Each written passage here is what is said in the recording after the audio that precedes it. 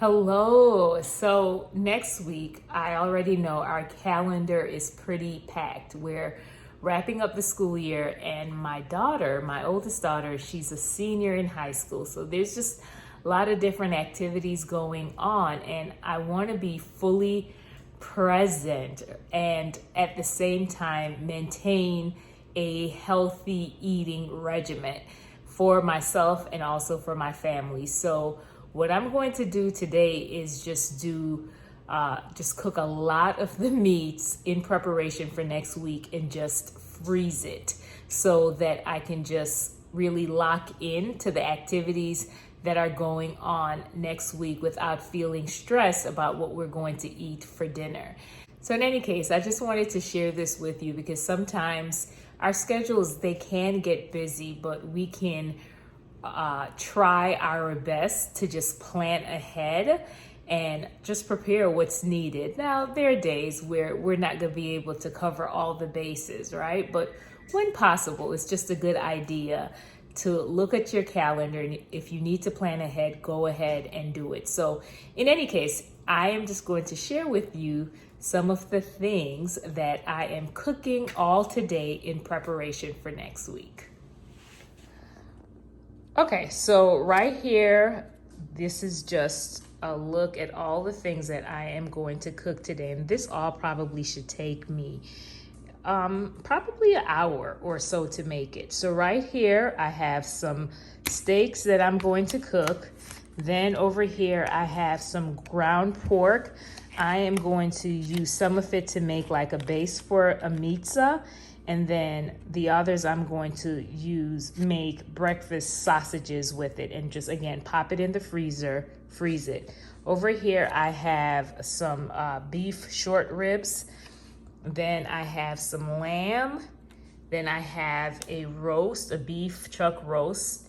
And then I have some chicken wings. Now, for me, I'm only going to eat the meat, but then for my family, I'll make sides to go along with it, but I'll just do that on the day of. But just prepping ahead is just gonna make such a difference. And again, I'm just gonna pop it in the freezer and we're just gonna be good to go for next week.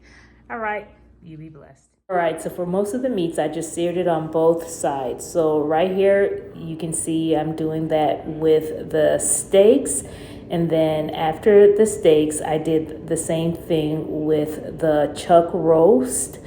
And after the roast, I did the same thing, again, searing it on both sides with the short ribs. And then finally, I did it with the lamb.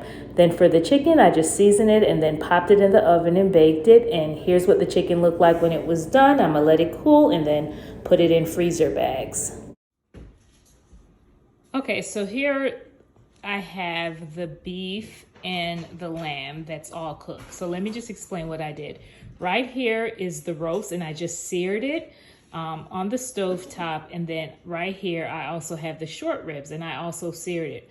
Both of these are going to go into the oven now because there's a longer cooking time. So I am just going to slow cook them in the oven. And then once it's almost done, I'm gonna pull it out of the oven, let it cool, and then put it in a freezer bag and pop it in the freezer. And all I have to do is just warm it up when it's time to eat it next week. Right here, I have the steaks and the lamb. Now these I'm just going to let cool. I seared them on both sides on the stove top, but instead of put it in the oven now, I'm just going to let it cool and then put them in freezer bags because they obviously don't take as long to cook as the ribs and the roast. And I would just prefer on the day that I'm ready to eat it to complete the cooking in the oven. So hope that makes sense. Right now I'm going to move on to doing the ground pork. So here's what I did with the ground pork. For half of it, I made patties. I don't know if you could tell the difference. And we're just gonna use those as little patties that they can eat. And then over here, I made meatballs. Now these are just cooked on the outside and I didn't cook it through all the way. because I'm just gonna let it cool and let it freeze. And then of course, when we warm it up, we'll cook it all the way through.